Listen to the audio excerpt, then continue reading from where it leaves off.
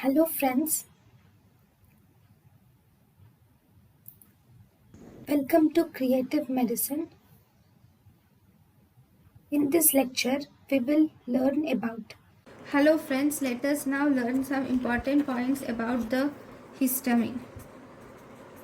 What does histamine do?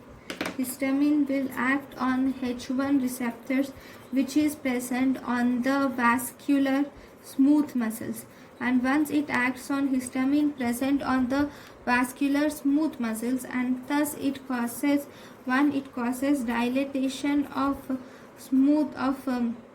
the blood vessels, that is, it causes dilatation of arterioles, capillaries, and it also causes dilatation of venules.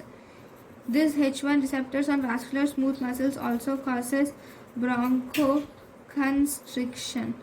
Okay, then one more important thing is histamine, if injected intradermally, it will result in triple response.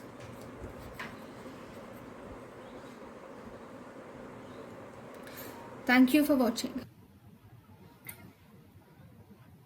Thank you and thank you for watching.